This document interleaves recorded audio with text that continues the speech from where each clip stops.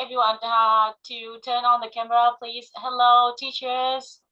Can you help me to turn on the cameras? And I think it's better for you to change the backdrops I have just sent you.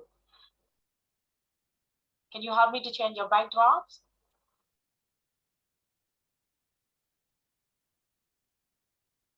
Teachers.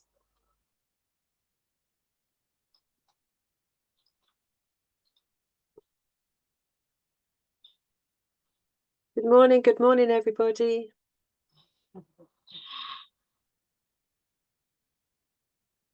Okay. So can we say good morning to each other? In Vietnam, it is afternoon.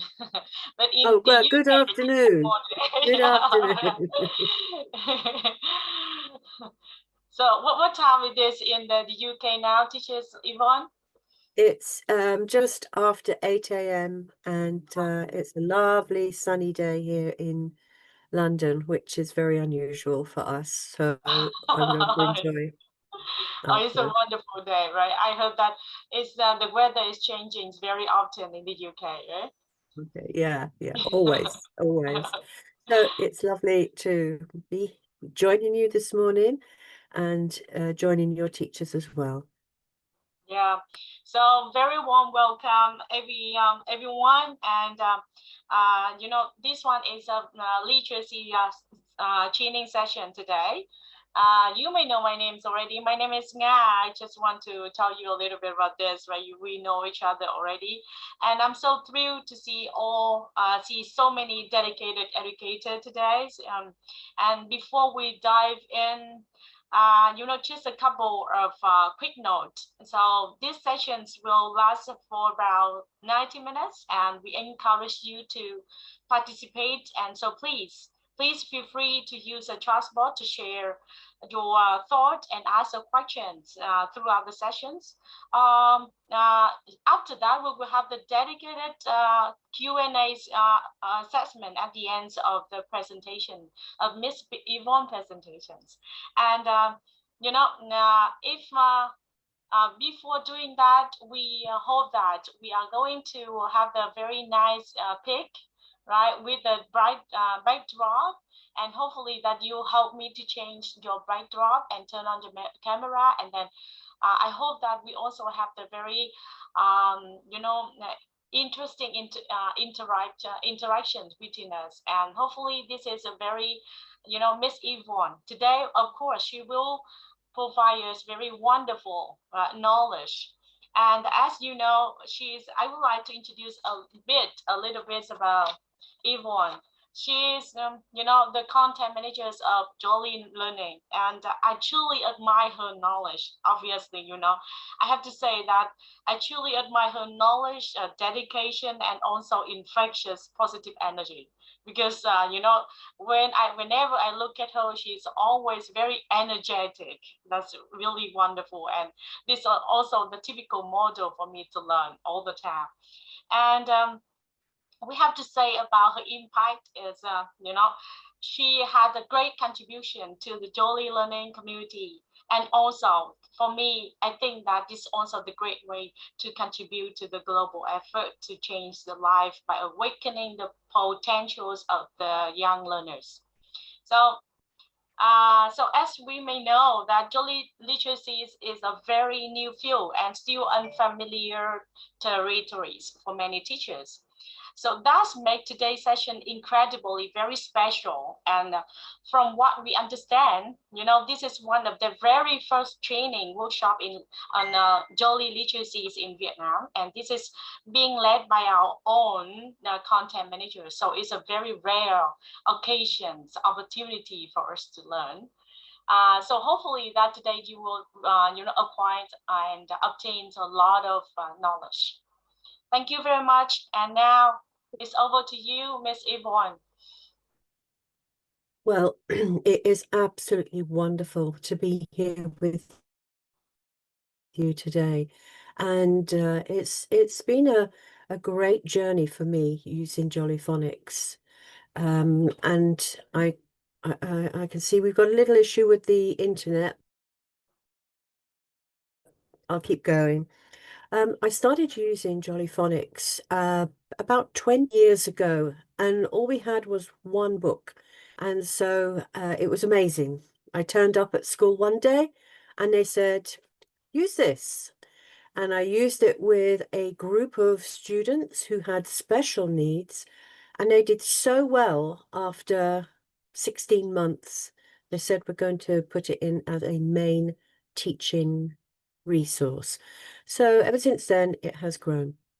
Now, this morning, I'm going to bring you an overview of Jolly Literacy. Now, Jolly Literacy is rebranded, it is the new name of Jolly Grammar. And Jolly Grammar has 6 levels, which I'll be talking about. But more than anything, it is a successful transition from Jolly Phonics to the next stage, as has that's been explained to you. I'm just going to go into my presentation, which is always a scary moment for me to make sure that it all works okay. And here we go. Okay. Can you see my presentation? Yeah, we saw it already. Yep. Okay. Okay, so my cursor has gone funny again. Here we go. I don't know why my cursor just doesn't want to work properly. So Jolly Literacy is the rebranding of Jolly Grammar. And so Jolly Grammar has been around for over 10, maybe 15 years. And it was always going to be the next stage in the literacy program, meaning that children, all the information from Jolly Phonics with the 42 sounds, we could successfully build on that. And most importantly, it was a structure for the teachers as well. So the first thing to know about Jolly Literacy is it is the same as Jolly Grammar. So you may find in some of your schools or some of your students, they may be very well used to the name Jolly Grammar, but it's the same as Jolly Literacy. So what we understand about using this resource is we have this spiral. And as you can see, the spiral of learning impacts on all of these different areas. And when we use Jolly Phonics is creating this bounded, it's kind of like foundation at the bottom, where children who have English as a second language, who may have special educational needs, or even a native speaker has everything in place so that they can move on to the difficult parts of English literacy. And English language is a complicated language.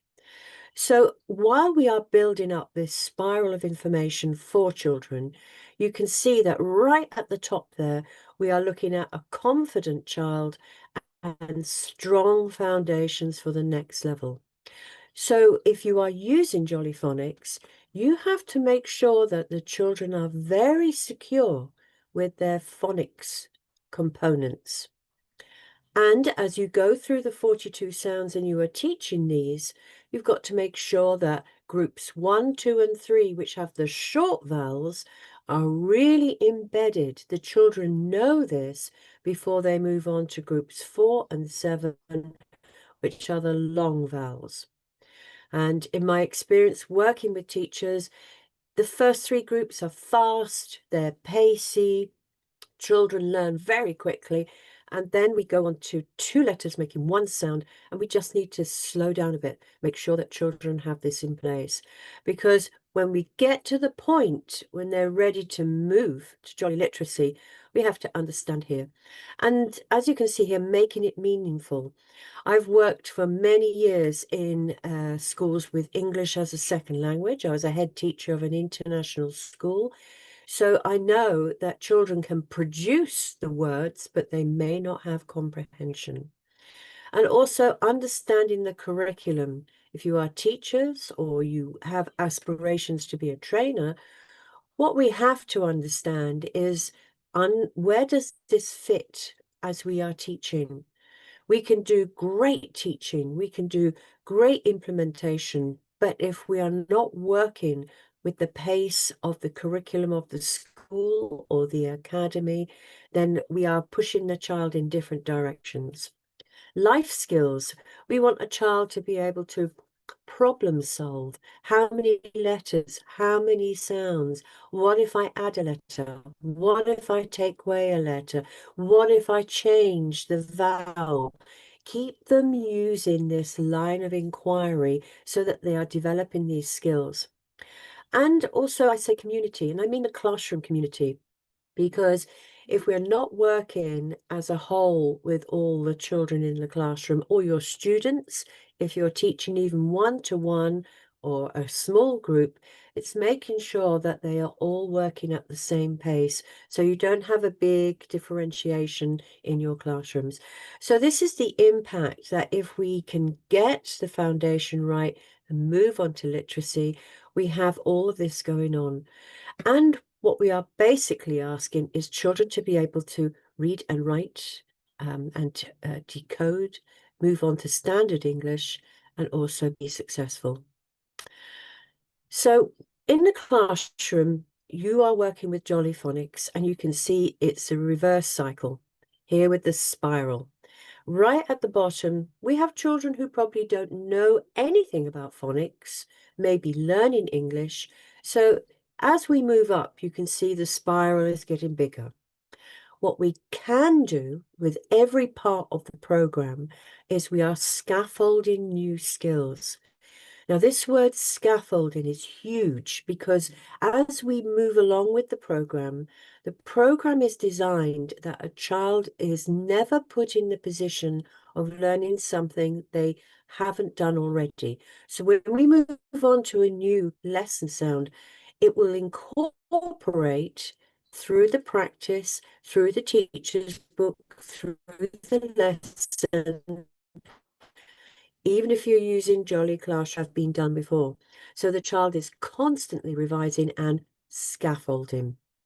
Also, because you are working with children who have English as a second language, using stories, conversation, prompts is extremely important.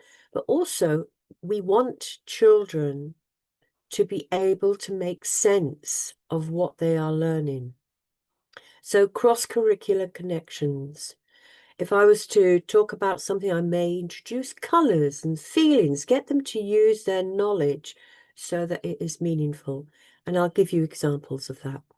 How are you assimilating all the information from your child? Are they ready to move on? Do they have everything in there? And how are they applying the information they have around while you are teaching? And they're quite important things as well. Whoops, I've lost my cursor. Here we go. So it is a balance, and this is the balance that we think about wherever I have gone in the world to move forward for children to get on to literacy. It's thinking about these things. Your knowledge is one thing. I do not advise that you just open a book and get going without having some deeper understanding of what you are being asked to do with the literacy resources. Also, we have culture and expectations. In some countries, the expectations are children need to be reading and writing by 6, and in other countries, children don't even pick up a pencil until they are 6 years old. The child you are working with, sometimes they're great at phonics, but the next step can be severely challenged. We are expecting them to be very autonomous. You're planning. Jolly literacy changed a little from jolly grammar, and I will explain that. Assessment. How are you assessing a child? What are you looking for? And also the use of resources. So, as you probably know from your previous session with Naga, is that it is a multisensory approach which continues. The whole pathway of phonics and literacy is adaptable. So you will know where to speed up and slow down. And also the systematic approach of Jolly Literacy means we continue with a format that you are used to from Jolly Phonics, and also the children can see the commonality, what it looks very much has elements from Jolly Phonics. And again, we're back to that great word of scaffolding. So as you can see, I've given you a little bit of information of how we move from Jolly Phonics over to Jolly Literacy. But also, I like to call this time from moving from this section to this section as our transition. And as children are making that transition, just like children moving from kindergarten, into the next stage, we are recognizing that after the summer break, children go back to school, or if you're tutoring, that a lot of information has gone vroom, right to the back, and we need to pull that forward. So before you start Jolly Literacy, revise the sounds, go over blending and segmenting, just get the child back into the routine of using all that scaffolding and structure we have put in place, and of course make it fun. So I often say about teaching one concept in different ways, and this is important because this is the underpinning value of all the programs that we have. The books for Jolly Phonics and for Jolly Literacy, or if you're used to it as Jolly Grammar, gives you a foundation to work with.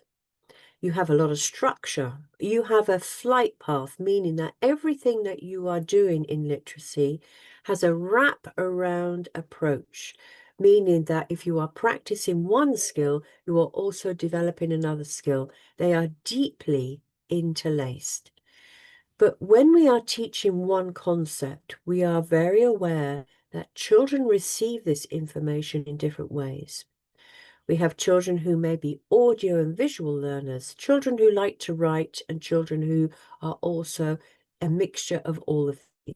So be mindful when using Jolly Literacy or any of the Jolly Phonics that it is one teaching point, but you can break it down into how you feel it works with the children that you have. So the one good thing about this, and maybe one day I'll pop over there and show you how it can be done from the perspective of Jolly Phonics and establish it all up, is that you have one concept, find at least 4 different ways to teach it, and we'll talk about that. So getting the starting point right. What we don't know, now think about it, and I'm going to ask you now to pop it in the chat or go or take yourself off mute, because it's good to hear from you as our community right now. When we have new children, what don't we know? What don't we know? Open up and join in or put it in the chat. What don't we know about a new student? When you have a new student, what do you need to find out? And maybe you can tell me what they say. What do we need to find out when we have a new student?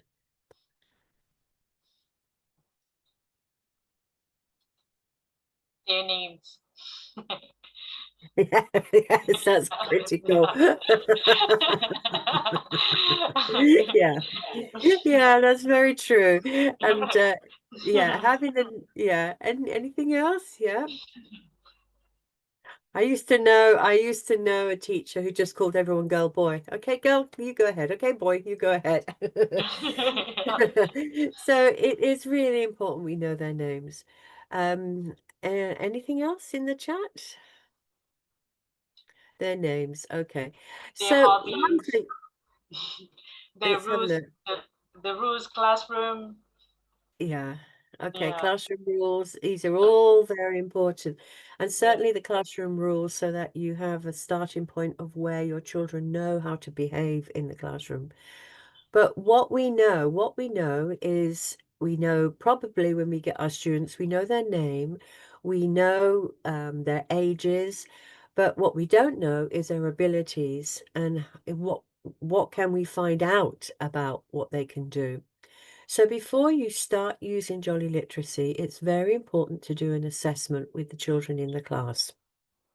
You can either use the downloadable sheets that are on our website, or if you are using Jolly Classroom, there is an assessment part to that. But there's an even easier way to do this. Before you move on to Jolly Literacy, you can get the children to be doing all the actions. And, you know, I remember when I was a class teacher, time was always an issue. So I would be doing various approaches. If I had the word cat on a flashcard, how am I going to assess children? I'd say, you know, we've got cat. How many sounds? Three sounds. Blend and segment. Use your arm. Cat. What is the middle sound? What is the end sound? So I get some idea of their knowledge of beginning, middle, and end. Also, is it a curly cur or a caterpillar cur or a kicking cur? Okay, can you do the action? So I would pick certain things to get children using their knowledge, blending and segmenting.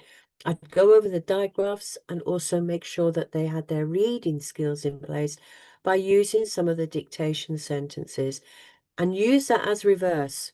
Have them as reading material and also have them as dictation material. So I get an idea of exactly where the children are.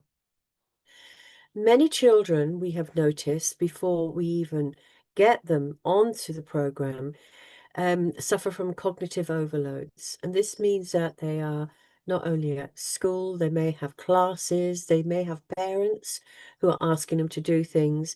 So by the time they get to a difficult concept, they're like, oh, I don't want to do it. I'm tired. And I'm sure you have students who are a bit like that. It's just all too much. But also in another language. Okay, so that also is a cognitive overload. You know, we've got, depending when your class is, children may be tired. They also are quite young. And when you're tired, hungry, or even wanting to go home, you won't focus. We say lethal mutations. Now, lethal mutations means that you are using things from other programs and that mix doesn't work.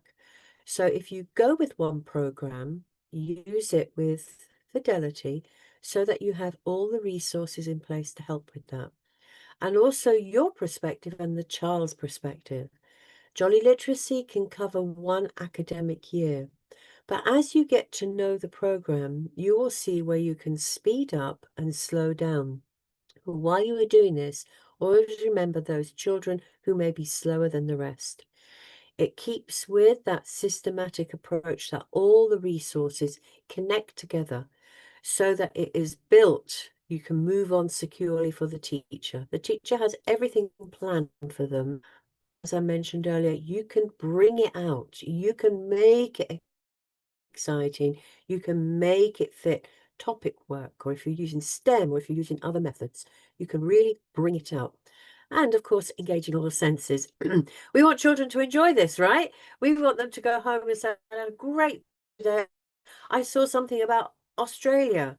So really want them to get excited about the resources they are using. So as you can see here, some of you may have seen this, which are all the actions and colors that we use.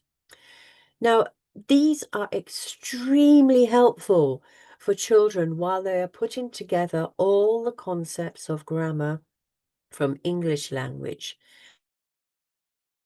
Being able to identify them, we continue with that multi-sensory approach, but you haven't got a disruptive classroom.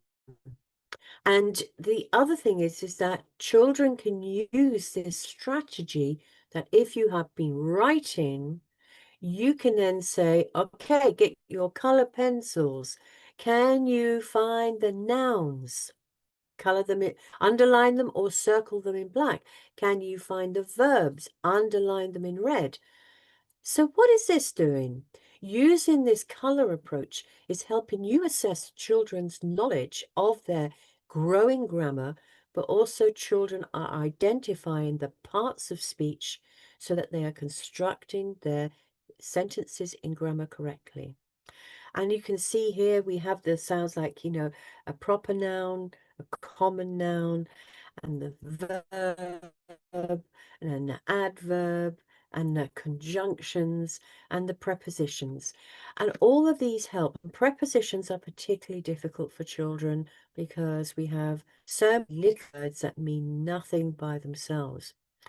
So this continuous approach of building helps children not only understand how to break down the word into its phonemic or units of sound, but we're also using color and actions. So even as a teacher, is it a common noun or a proper noun? And if half the class are going like this when they see the word London, and the other half are doing this when they identify the word London, we know that we have to revise common and proper nouns again. If a child can't identify a verb, and we've done several lessons on that, and they're doing the wrong action for verb or using the wrong color, this is a great way for you to be able to know where you have to revise. So this is very, very easy. It's on the website for you to download. And more than anything, it's a valuable way to keep children focused when you're doing your class. So Jolly Literacy is the foundation skills that the children have. It also is developing that first year of Jolly Literacy is looking at autonomy, getting children to be able to use their skills independently. So they have had quite a structure using the pupils' books 1, 2, and 3.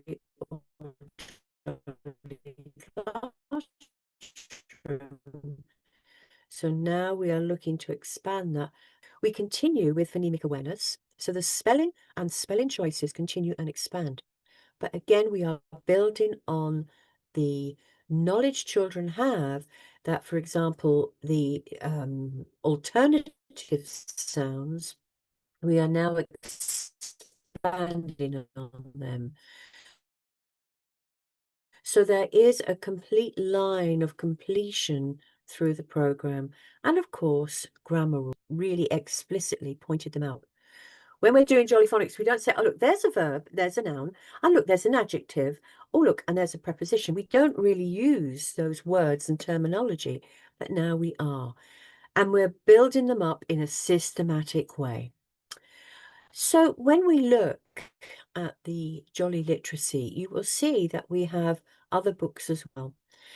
So this is the new book. The blue one that you can see is the new Jolly Literacy. And what you can see on the other side of the screen are the ones that we are replacing. So you may have seen in publicity in the past, or you may see some in schools of Jolly Grammar. Now, the contents of Jolly Grammar changed the cover. So if you have any of these books, don't feel you have to get rid of them or throw them away, because the only thing we have done is changed the cover. The contents and the teacher's books from 2 to 6 is exactly the same. So you may see on sale Jolly Grammar and Jolly Literacy. If you see Jolly Literacy 2, that comes out in September, it has a different format, but what we're saying is books 3, 4, 5, 6, you can continue using those. We've just changed the cover. So these are the new books and how they look. Also, there's a slightly different contents and how we move forward. So what you may not know, if you are any of you familiar with Jolly Literacy and Jolly Grammar? Let's have a hands up. If you want to just put a hand up on the screen, if you are used to using Jolly Literacy and Jolly Grammar. No? Yes? No? Anyone? No? So this is all new. Okay. So what you can see here is that with Jolly Grammar, we were doing 2 lessons a week. And the lessons focused on spelling and grammar. So what happens is you've got 2 lessons per week, and we could just wrap around a lot of activities. So if I was doing the spelling one day, I would focus on the rules and what we were doing and use the pupil book, and maybe the next day put that into practice. And then on the second lesson, which would be grammar, I'd be using the pupils book and then put all of that into practice with lots of activities. But teachers said to us, hey, we need more. We need more so that we have children practicing their reading, they have comprehension, and we also have places to do this. So we made the transition from one format to another to accommodate what is happening in class. Also, we need children to be able to read and write securely for the exams, such as Cambridge or IELTS. And are any of your children on that trajectory? Give me a hands up if you have students who are doing grammar. Any of you doing grammar or Cambridge, I mean, any of you students doing Cambridge? Okay, no. So you will understand that for a greater participation in this is to support children to have the skills. Let's look at spelling, grammar, and punctuation. This has always been in the Jolly grammar side, but we've made it more explicit. So what they have in these books is they have more opportunities to be able to look at the parts of speech, which I mentioned, being able to identify what is in a sentence, and also developing their dictionary skills. What I know is that a lot of classrooms don't have a dictionary. Dictionaries are good, but the one thing, if you're in a class and you have a short time, is it can consume a lot of time trying to do this independently with each child. So I used to make it an activity that we did together using an online dictionary. But also it continues with the multisensory approach in that if I'm doing board work using this book for an activity, I'm getting children to come up and do all the parts of speech in colours. And what we are doing is, can you see where it says there, it revises and consolidates. And this is what I said about the pathway, that children are constantly revising how they are working. And if we look at the first book, we have vowel digraphs. These are still quite tricky concepts for children. Two letters making one sound. And also we know that children need to revise these over and over again because a digraph moves on to a trigraph, which are three letters making sound, and a quadrigraph, which is four letters making one sound, like in light, l-ite, and I-G-H-T is one sound. We continue with the alternative spellings. And again, the vowels in English just kill us, don't they? They start off with one sound and they move on to manipulating into different sounds. Plurals in English, which we know can be tricky. For example, we can have regular plurals, like books, which has an S, and we can have irregular plurals like knife, that becomes knives. Children need to understand these rules.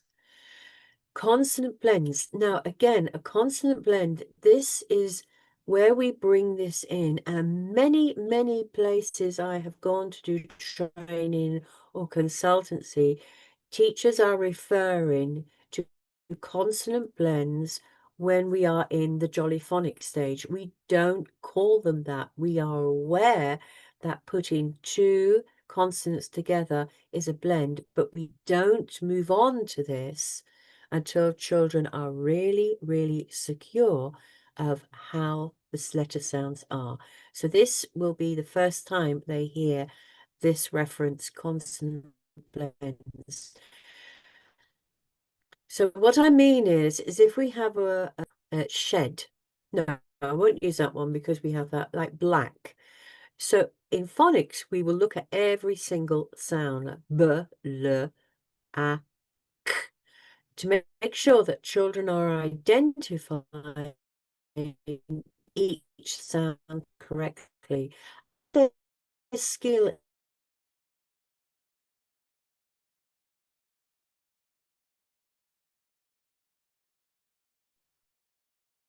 Sorry, Yvonne, your internet connection has a little increases bit and they problem. become very.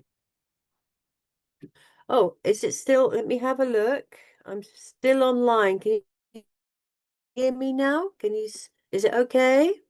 Sometimes it vibrate. Have you got me? Oh, yeah. Oh dear, I don't know. Okay, I'll keep going. I'll keep going. Okay. And we do nouns and adjectives and adverbs. Am I back? Is it working? Yes, it's better now. Yes? Yeah. Okay. Oh, Sunday morning. I thought it would be lovely and clear today. Anyway, so here are the books. Now, what you can see is that we have comprehension and creative writing. Now, these were in the other books, but there were more activities that the teacher had to organize for herself. Now we have them in separate units, which makes it easier for you. So the idea is now that you have more books, more lessons, more organizing your delivery of these. And we're not covering this one so much today, but what you can see is this will be the progression that is available in September. And you can see we're moving on to syllables. Okay, syllables, breaking down, chunking words like apple, hamburger. How many syllables? But we wouldn't be able to get to this point if children didn't have the knowledge from Jolly Phonics and what we've done in 11.1. Comparatives and superlatives. I love this. Children love this. Bigger than, smaller than, and learning how these work. And we have irregulars, good, better, best, and worst. And it can become confusing. Prepositions, we have to constantly keep working on prepositions because they are tricky. Conjunctions, and, but, so, because, and still used in the dictionary.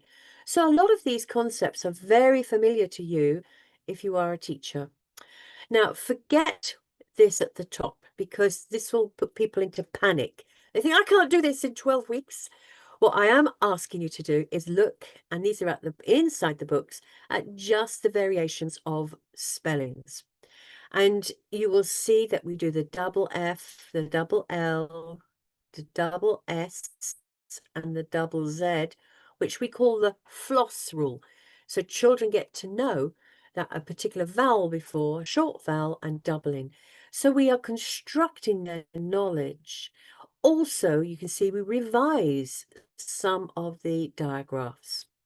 And we like to revise these before we move on to tricky ones like the air spelling. So we have air like in bear, like in care, and we have air like in fair. So again, we're moving on to a trigraph. Also, we're looking at tricky words, and you'll notice that some of these tricky words are very important for when we're using vowel structures. And also initial consonant blends. Children need lots of practice of the initial ones before we move on to the end ones, and plurals. Nouns, proper noun, common nouns, and plural nouns. And again, we do spend some time on this because children often get confused when we do a verb that could also be a noun. So you know that in regular verbs, third person singular, he, she, it, we only put an S. And we can do that with, like, if I said, he books a ticket, we also have books, which plural for a book. So we have to be clear on these. And as you can see at the bottom here, you can see the reading and comprehension activities we have, and they're absolutely lovely. So this is your scope and sequence. As you can see, beautiful new books. Let's have a look at the changes. Now, it's important to highlight the changes here, More so, if you have been using grammar, you can see the slight difference, but also as teachers being introduced to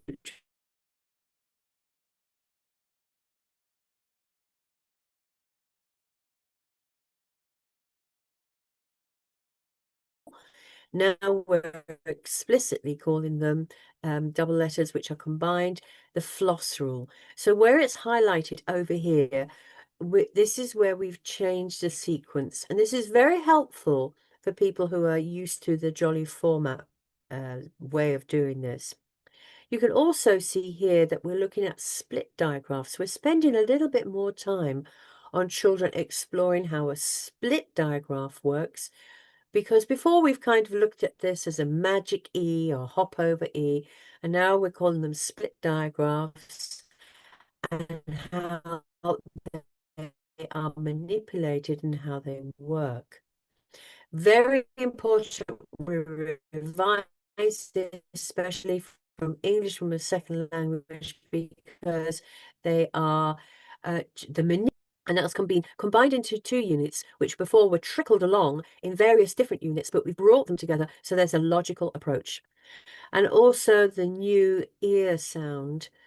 And again, if you are familiar with this one, it is tricky because we have this particular spelling like ear in here, which is also a homophone for the other type of here.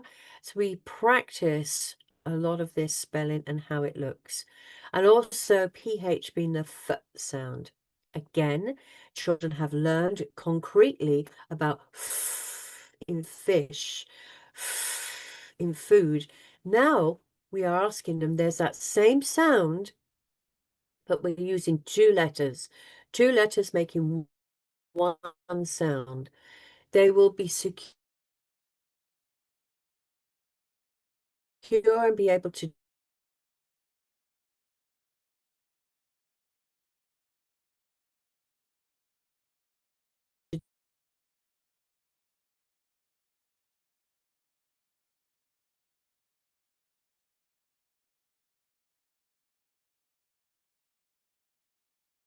do this because we have that foundation, that scaffolding, and that isn't.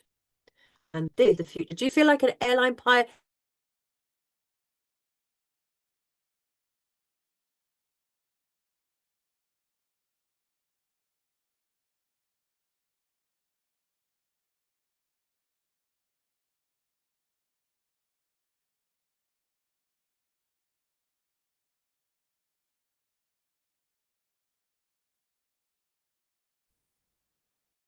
Yes? So it has a problem with your internet connection. Yeah, it's there we go. Let's go straight back into it. Can you see my screen? Okay. Yeah. Okay. So before we got cut off, I was saying the past, the present, and the future. So just to warm you up, I'm going to say a sentence and I want you to use the actions, okay? I went to the shop.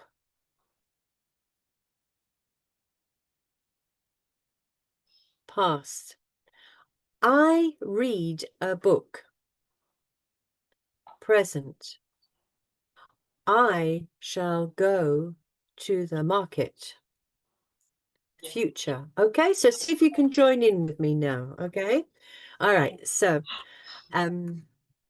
she looked at the photo. Come on, teachers, which one is it? She looked at the photo. Is it the past, the future? Yes, that's right. We are talking.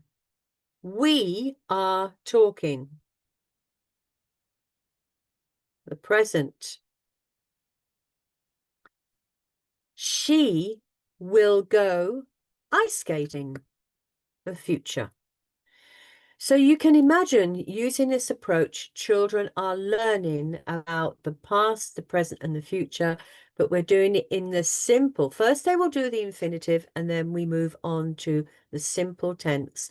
We need to know the infinitive because if we have to use them in words like I will go to shop later on. I'm using the infinitive. Okay. And also what you can see down here is activities such as the word webs, questions and answers, lots of different things. So this is your core book, your teacher's book, and your teacher's book has everything mapped out for you. And again, this benefits teachers who are used to grammar and they can see how we're moving on.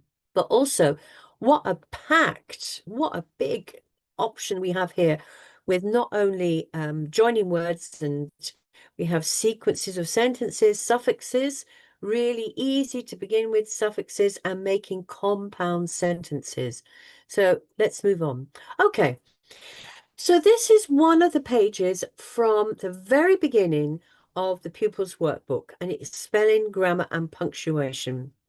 Now, what sound is this? Now, the children will have done this sound. What sound is it? Do you want to tell me the sound? Are you all on mute? Give me the sound.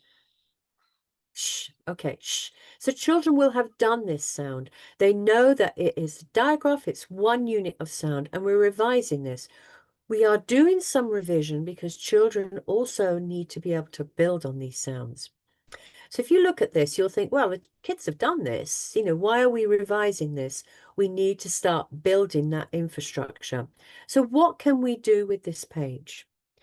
So when I said about one concept and different ways to teach, we're looking at this page. You will have your teach book, which will explain activities you can do. But I'm going to tell you what the teacher's book will tell you. We have our spellings here. We have regular spellings. We have spellings that will include the sound that we're looking at.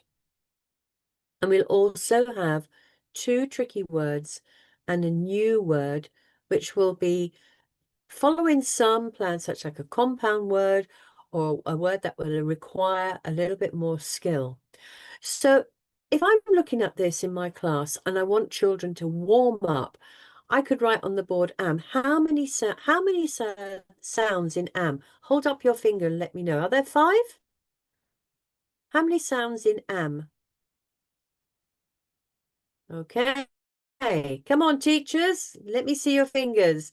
Okay, so have a look at the next word, which is g, et, get. Sound does the middle word? What sound does that short vowel make?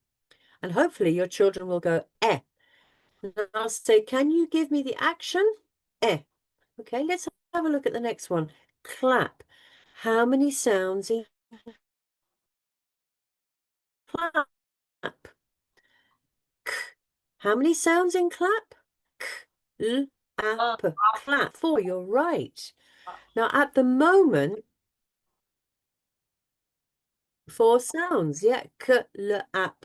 We're not doing consonant blends, so it's not kl, ap. We're listening for single units of sound. Now I have shop. This is a little bit trickier. How many sounds in shop? How many sounds in shop?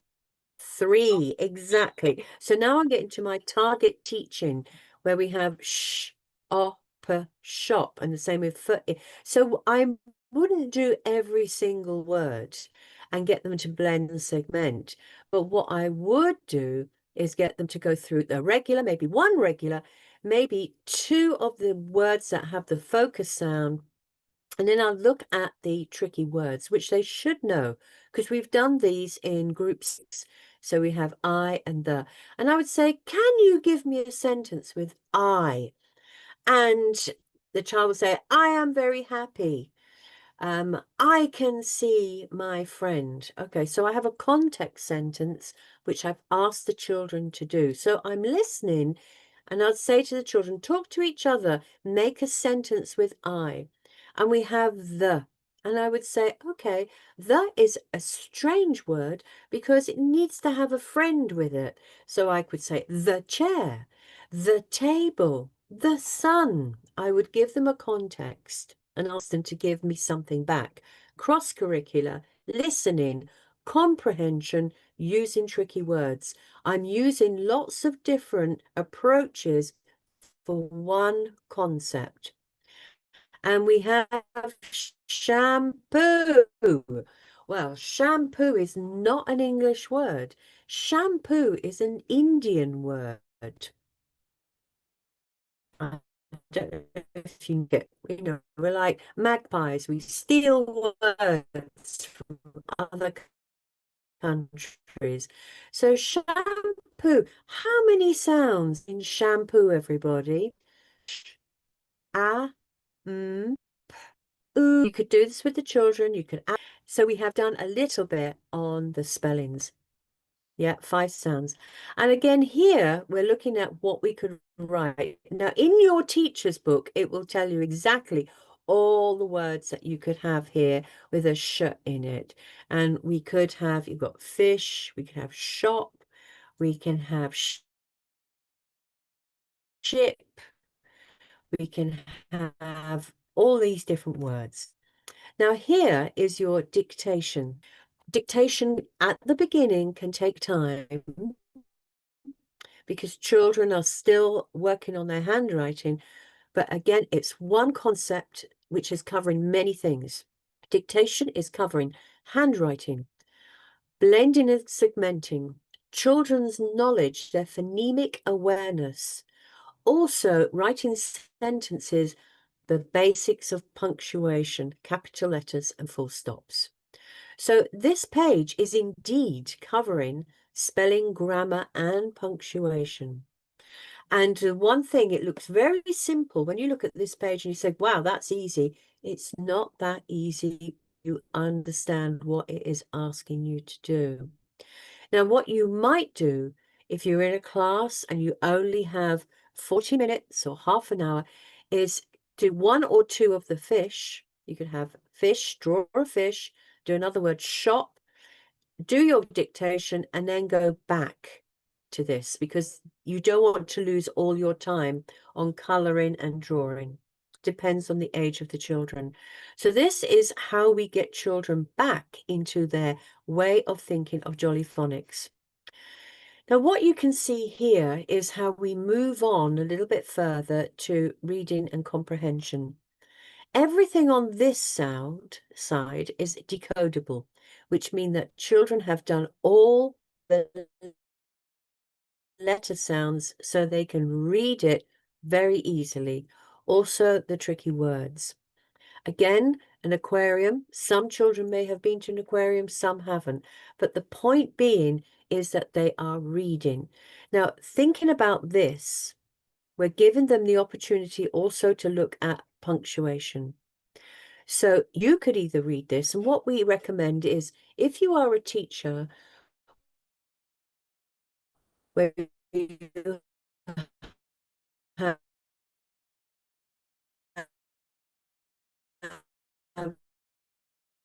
a group of children who may not have all the skills, read this, keep those eyes looking at the words that you are doing. Also, your developed skill of being able to read with a voice. So that's a lovely story here about an aquarium. Most children know about a shark. They do know about sharks. And we have a funny word here called not fantastic, fintastic, talking about a shark's big fin. So over here, remember the children are still making that transition from phonics. We want them to do some little drawings. Why? This is reading and comprehension. Many children may not have their writing skills perfect yet, but if you can see that they read a shark with a big teeth and they draw a shark with big teeth, that is comprehension. But if they draw a tortoise, you know that they haven't understood the concept at all.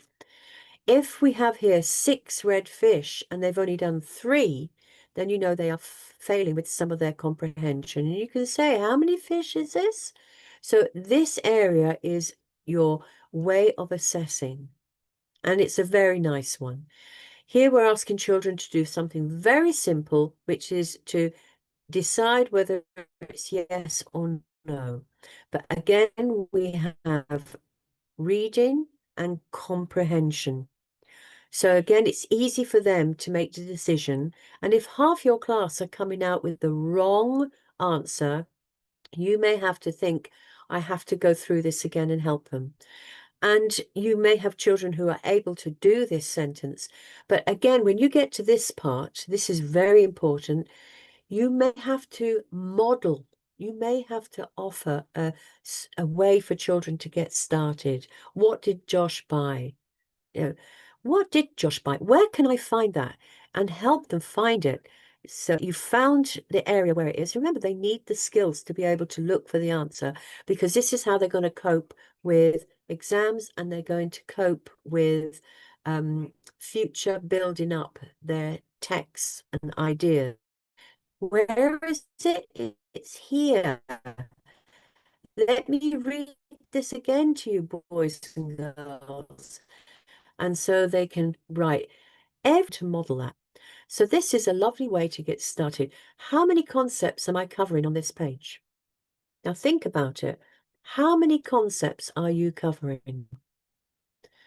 Listening, reading, writing, comprehension, and a little bit of creativity.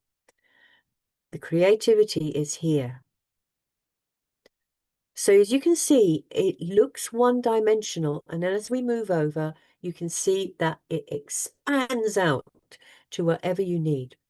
So this is your teacher's book, and as you can see, it's step by step. We have changed the format of literacy so that it is clearer for you, the teacher, and it also gives you teaching tips, such as here, on what else you can do. Again, you can do the core of your teaching, and if you have time, you can expand out, And as you can see, we have here, he buys a shark. It models what the expected answer is. He buys a toy shark. But again, I really like the idea that we have these very easy answers. It's structured for you. And the more you get to know how to use the teacher's notes, the more you can expand. Okay. So again, you can see here, this is the writing part. And what you can see up here is the book that provides a place for children to do writing. One of the things we found is that teachers found it difficult to get children motivated with writing and also be able to see the progress. So we have designed a book so that children are using one place to put all their writing, and you, the teacher, can see their progression, and also you can see that children are using all of the structures that we have, and maybe as children get their skills better, they can go back and edit their work. So this is for the fish part, and you can see it's a beautiful frame. We've given certain shapes and frames to make it more engaging for children, and also a blank piece of paper for a small child is very intimidating. So we've got the fish here. I can talk about, you remember what happened in the fish. Now this won't be the same day. This will be part of your week's lesson. Remember, we've done the introduction, and now we're moving on to a bigger writing task. So you would have to amplify this out. You would have to bring it out so the children can actually attempt to do writing, because you have scaffolded all that information. You've talked about it. And here you have here where you might write the story again. Is of fish come up, which I've taken from Google slides, and children can talk about the color, the size, their eyes. This is going to be in the native tongue because the children will have all the vocabulary. But do I mind? No. I want them talking so that they are engaged.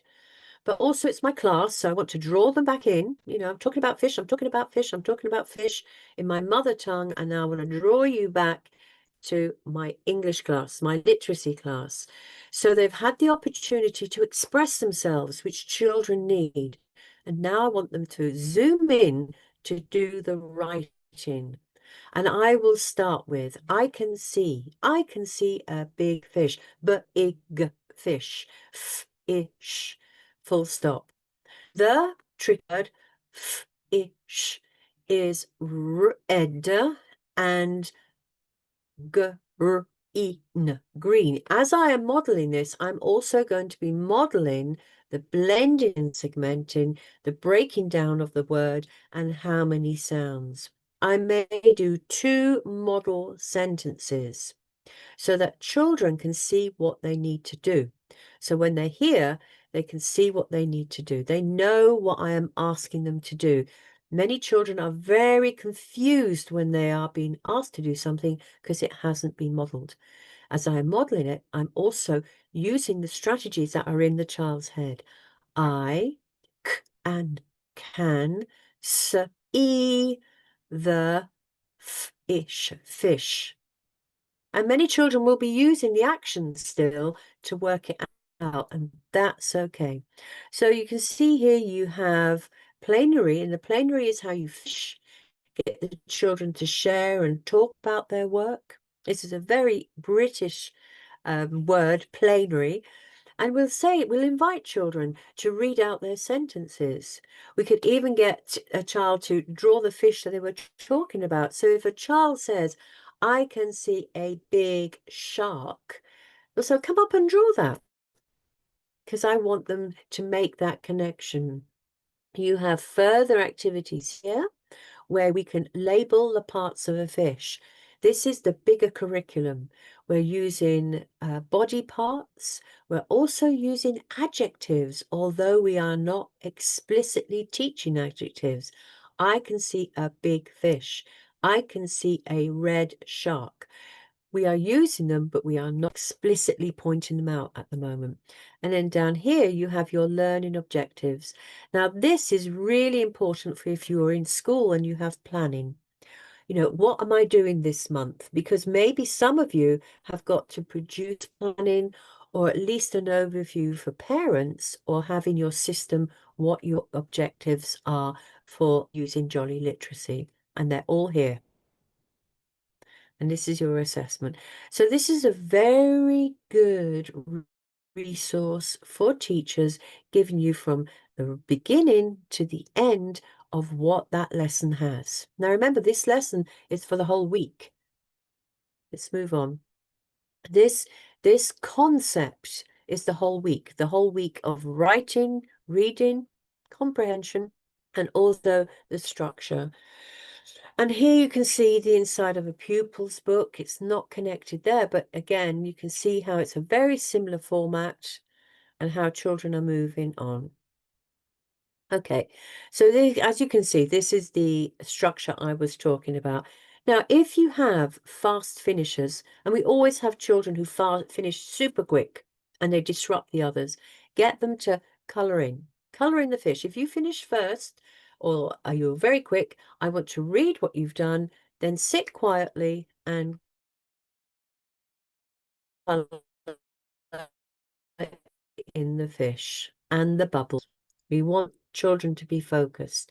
So as you can see, now, what if you have a child who is really, really not ready for this kind of activity and panics because they see an empty page? What do? I tell you what we do. I would put a green dot here and I would put a red dot here and say, you only need to do from the green to the red. That's all I'm asking you to do today, so that they are not fearful that they don't complete all the page, but also you can say as they progress, that green dot here, that red dot will just progress and progress and progress down the page with their growing confidence. And this is a trick I learned many years ago when I was teaching about how to get children confident in their reading skills, because children panic.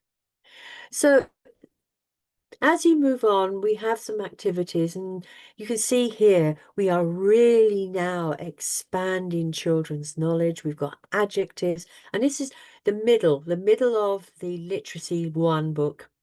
And you can see that we are still using some of the strategies, but also what we have here are children doing some very, very funny little animal things. And I love this. And I've used it when I was in Namibia. I used this with I've got angry ants, buzzing bees, and I would give the children the animals, and then they had to come up with new adjectives and draw them. And that was a little bit of a fun. And you can see here, again, reading and comprehension, an orange octopus. Get them drawing now, because they used to this type of format. It does slightly change with each activity in the units. And again, this your opportunity to expand. So this is looking bright, it's engaging.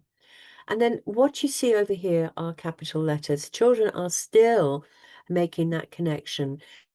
Just imagine, I'm going to bring you to the point of a child. All through phonics, you have been taught that this is A, B, K. All right, I'm doing this is alphabetical order. Now, suddenly, I'm saying that this, which is different to what you showed me. You showed me that an A was this. And now you're telling me this is A as well.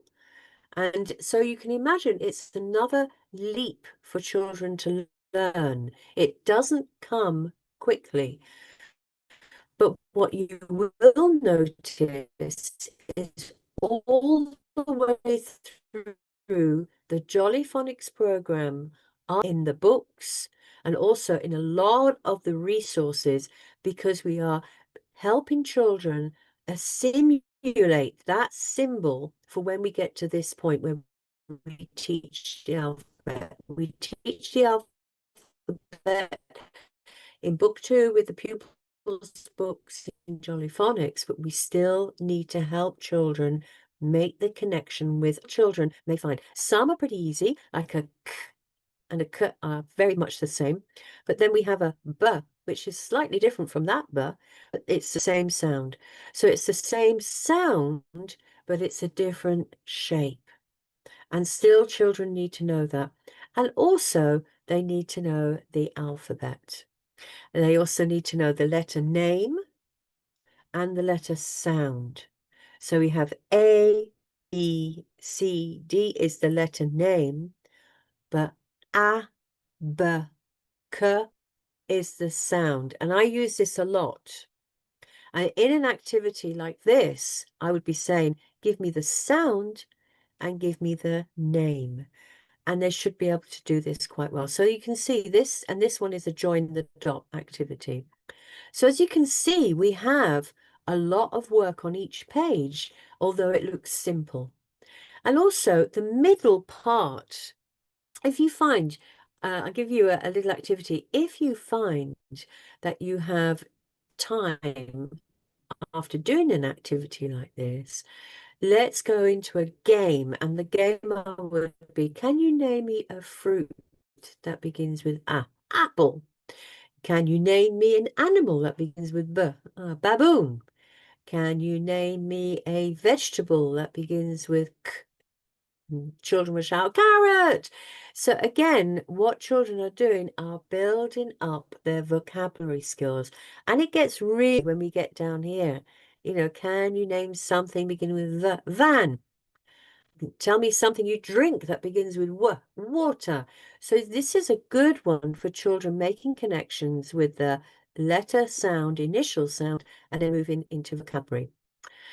And also we extend on this, and this is a great one for not only when you're training, but also with teachers, is to get them to do an alphabet soup.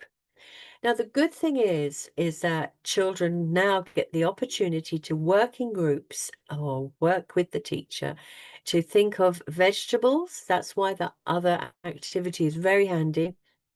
Vegetables to put, or things they would put in a soup. What would you put in a soup? Now, it can be fun. You know, maybe they run out of being able to write about vegetables. And they might say, well, I'll put a van in my soup. We want them to be creative, but also you may find that this can be challenging if they don't know the alphabet. And you can see we've only given part of the alphabet. But in your classroom, you should have the alphabet up on the wall. So at least they have that as a display to go back to. So as you can see. So looking at my week on how I use my literacy, you can see we start with that reading and comprehension, that rich beginning of letters, sounds, and words. And then we move on to other activities as we move along, and it's expanding, it's expanding, it's expanding, and it's all connected. So children make sense of it.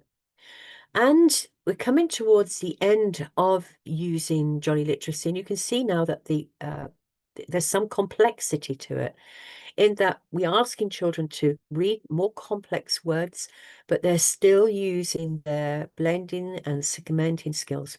We're visiting Australia. Now, isn't that a great topic? You know, we're going to do Australia.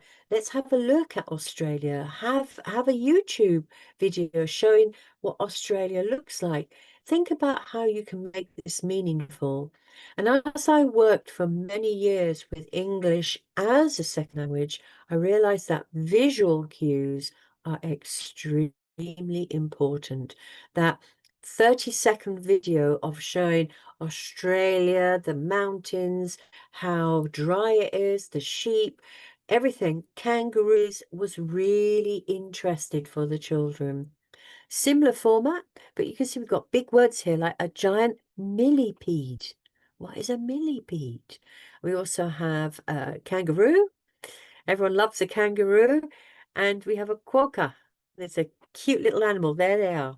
So you can see it's all here for them to identify, and a similar format. But then we're moving on to the grammar concepts that support something like this. And you can see this is a proper noun.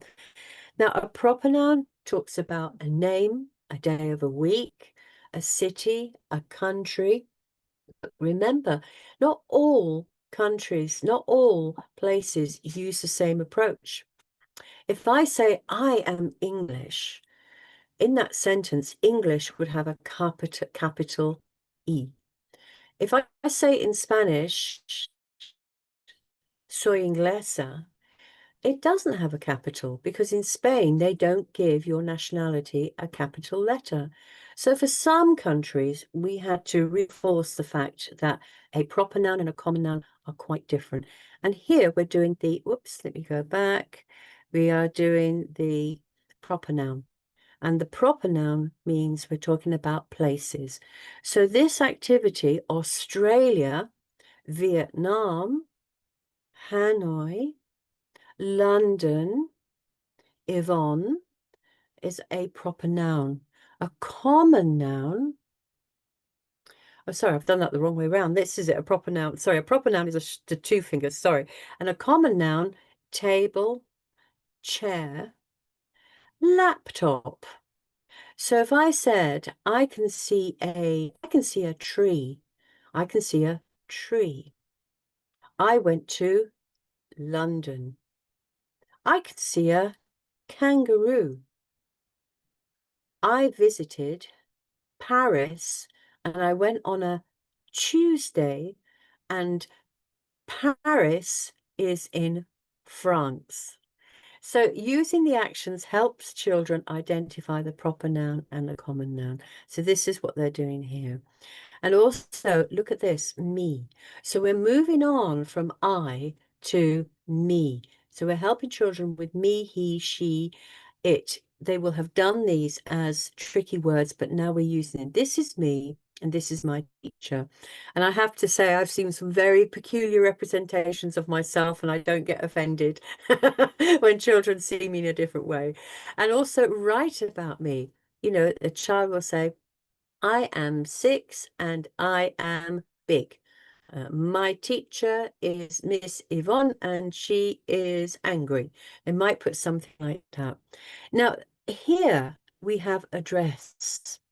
Hardly anybody writes addresses anymore because we send everything digital. The reason we have an address here is so that children can use capital letters and proper nouns, because a street is a proper noun, a city is a proper noun, and a country is a proper noun. So a good thing to do, we don't want children to write their home address because that's confidential, but we could use the school address or the centre's address or the address of a local thing that children know. You know, you could say, let's do the address of McDonald's. I'm going to find that address, and you could get them, you could put it on the board, and you can do error correction. What we want children to do is understand the difference between a common noun and a proper noun, and an address is a great way to do it. Also, children are fascinated. Street names, wow, didn't know that.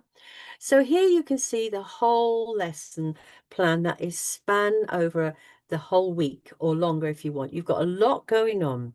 You know, there's a lot for the children to do, but it's very enriching when you think about what they are doing. And this is their activity in the activity book. They're doing their own postcard. So here they're going to do a drawing of what they think it would be like in Australia. It doesn't have to be Australia. You could say, you know, let's send a postcard from where we live to someone in Australia. They could do a drawing here. Remember, for some children, they need to have that skill of being able to draw first, to put everything in the right place for writing. And we can use my school address if I want, so that the children are, or another address, they're error correcting. They know where to put the capital letters and the commas and full stops. And here we're going to write a postcard. But before I do this activity, I would say to the children, what would we include? If you were in Australia, what would you say to your best friend who's sitting next to you? What would you say to Peter or John who's next to you? You know, hi, John, I can see a kangaroo. I can see, and they can go back to this part of the book to get the words. Okay, so everything works and comes together. But what we are doing is helping children use the skill of looking for the information. It's not going to be on an iPad. It's not going to be on the phone. It's going to be in your book. So children learn how to use the resources they have to do this activity, a very important skill. So you can see in this literacy for 6-year-olds, we wouldn't say younger than 6-year-olds, but 6-year-olds upwards, there's a lot going on. And they really are extending their skills. When you look at it, it looks like that's really, really easy. But when I'm explaining it to you, you can see how difficult it can become. The reading requires more skill. Also, we are using the double. We've got some names and information. So children are now down the drawing, you know, but a puffin is an unusual animal. Again, that quick fire.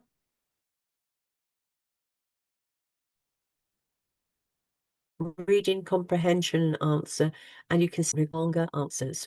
This is preparing children for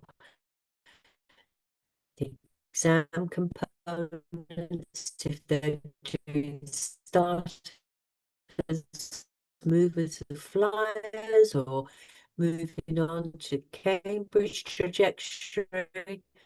But also, we are spend the winter. Most of the answer is in the question. Puffins here, spend the winter in, where do they spend the winter? I don't know. But what we would say is look, children, at the question, because the question helps you with the answer. So if I was to put puffins here, I'd draw a line. Puffins spend the winter in, let's say, in Papua New Guinea, for example. What color are the eye markings and legs of a puffin? Right. The eyes of a puffin are. So how are you teaching strategies so children can answer questions fully? And that was one that I used to do. First of all, I used to have lots of colored lines, you know, the red for the verb, the noun, the adjective, and then say to children, you can answer that question correctly by using the question and also looking at the text. And again, this is an overview of the teacher's page, which now, if you are using Jolly Literacy, is hugely easy. The more you use it, the more you know what you have to focus on. And again, there's tips and talk about it. And again, what I would say is you could put topic work around some of this. And our writing skills, again here, what are we doing here? And as you can see, the page format for this one is slightly different. And what we are asking children is to 1, 2, 3 boxes around are for putting your ideas. Before we do some writing, and you can see there's not a lot of space for writing, but what we are saying to children is start to organize your thoughts. What points do you want to remember? What colors? What adjectives for size? What could you put here about this bird? And draw your bird here so that all makes sense. So here we are mapping the information. We are organizing thought, which again is a skill that children need to have for successful writing. I do a lot of talks about creative writing and writing skills with children. And one of the things that we often forget is children are usually quite good at getting started. The middle is a bit difficult and the end is very hard for them. So being able to map out some ideas and thoughts before they start writing means they are successful. Are you liking Jolly Literacy so far? It's got a lot in it, hasn't it? And moving on to really towards the end now, you can see, wow, look at this. Just see how the children are progressing. Isn't that amazing? And moving on, the teachers, you can see it's similar. And I think I went a bit ahead there. Yeah, similar. And also now we are giving children more that they can do. Now this is design, to design a book cover. But what do you think is involved with designing? We have to think of a title. Does the title match your story? Does the illustration, what illustration are going to use? So it's not just open your book and go.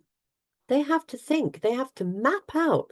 I'm going to do a story about magic. Okay, what type of magic? There's a dragon. What's the dragon's name? He's George. Okay. So what's your title going to be? George the Magic Dragon. Okay.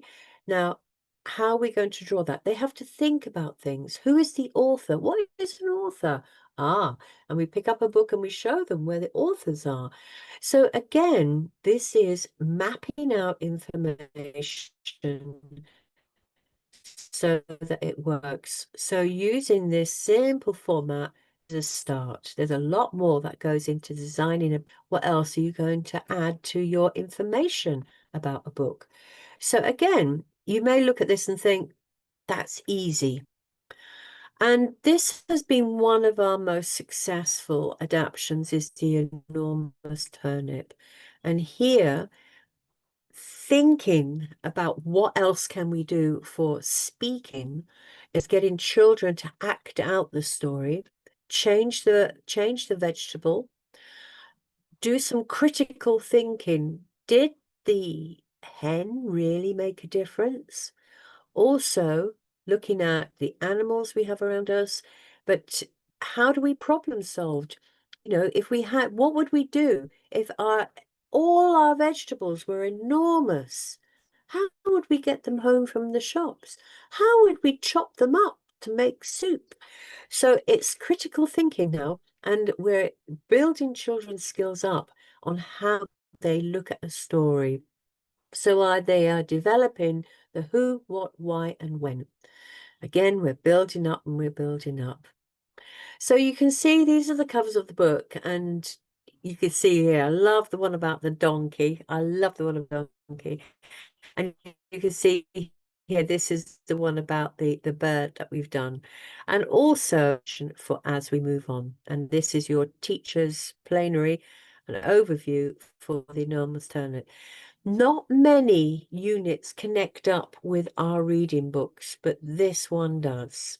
So if you have the enormous turnip in class, you can use that to support your lesson. You don't have to have our version of it. You could have the normal version of it.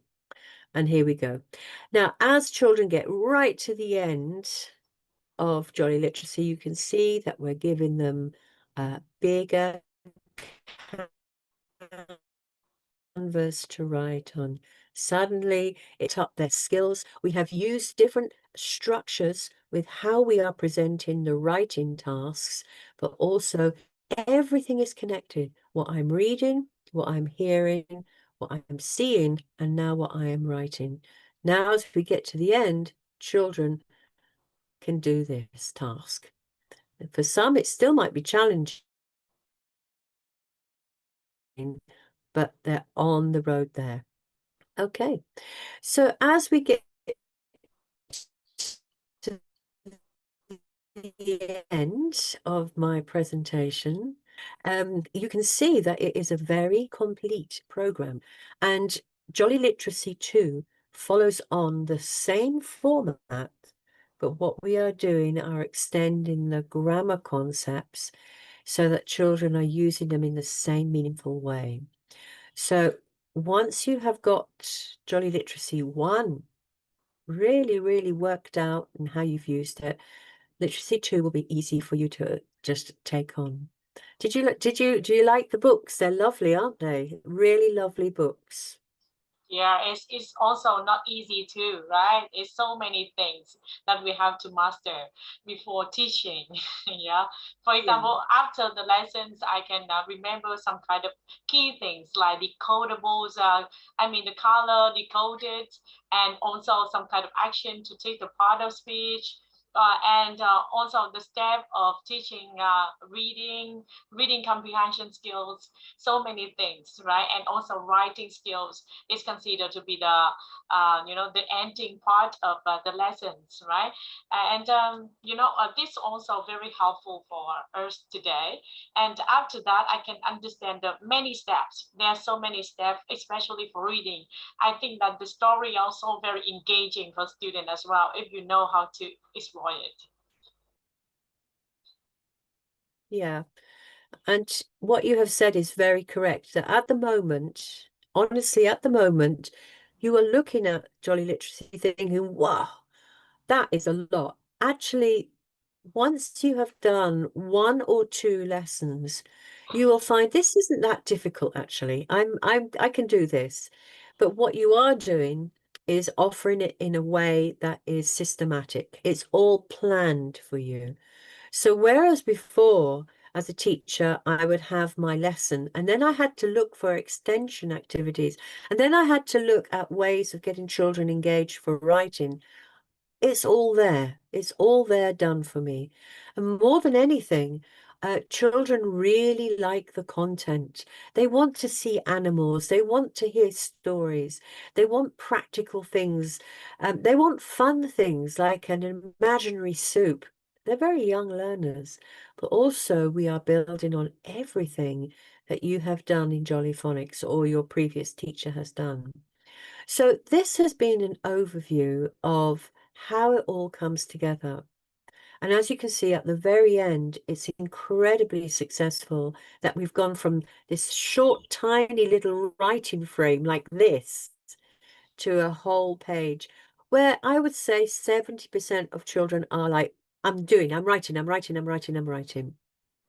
it's still very important to have some fundamentals, like a bit of fun in your classes. It can't all be serious.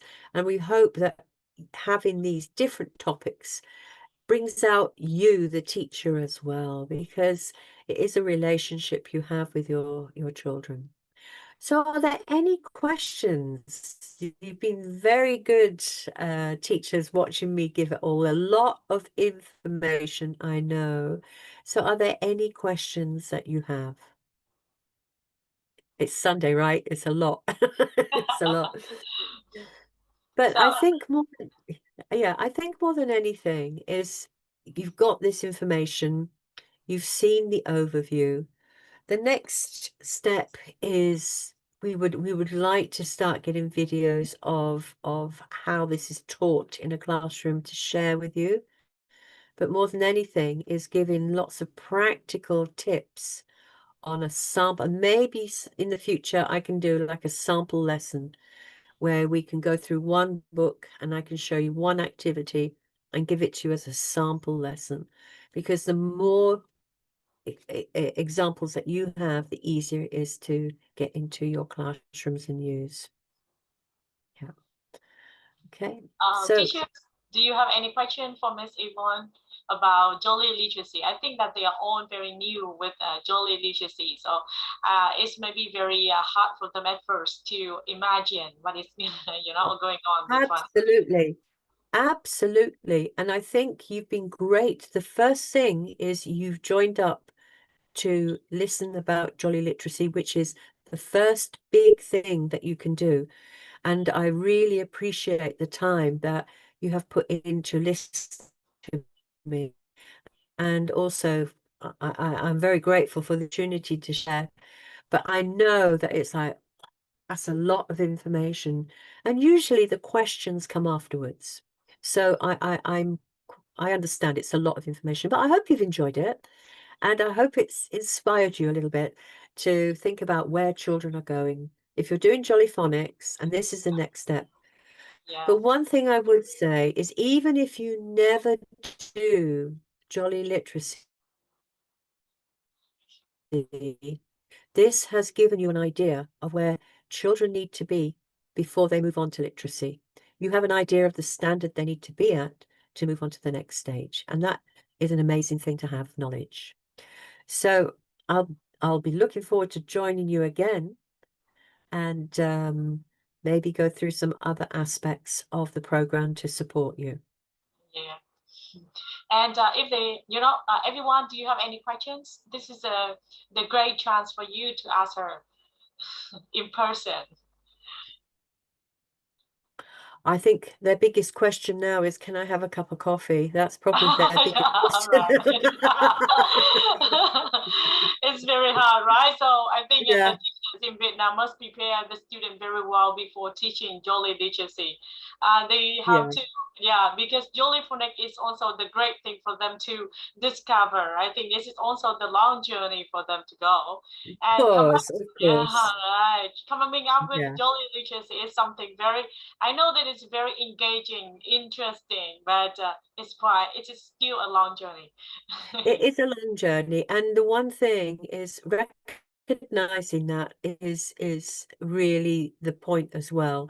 Many teachers think it's just like the stories and the actions. It's a bit deeper than that, and you have done a great thing today by showing where children can get to, because often without that knowledge, it's hard to understand how the program works. But where you see where children can get to at the end of the program, then you know you're doing the right thing. You've picked the right program to work with. So I'm grateful for that. So ladies, I think it's mid-afternoon then now, and it will be snack time and tea and coffee to relax and enjoy. And as always, it is an absolute pleasure to meet you. And maybe next year I can come out there and see you all, as I am in Asia quite a lot at the moment. Wouldn't that be lovely? Okay, and So have a yeah, once again, a massive thank you for our brilliant speaker, Miss Yvonne. You know, We really appreciate your help because the way you present us is really wonderful, and you provide us a lot of knowledge. And it's also, there's abundant of things for us to discover. We are going to, cover this new aspect together. And hopefully after that, maybe today they don't have a lot of question for you, but someday they are going to have, and then I would like to ask you Yeah. later on. Yeah. Yes, and maybe another time we can top up on phonics, because probably there's more questions with phonics at the moment than with literacy, but it's a wonderful thing you have attended. I'm extremely grateful because ultimately I'm still a teacher at heart. I still am a teacher at heart. Yeah. All right, then. Yeah. Have a super evening, everybody, and thank you for the opportunity. Okay.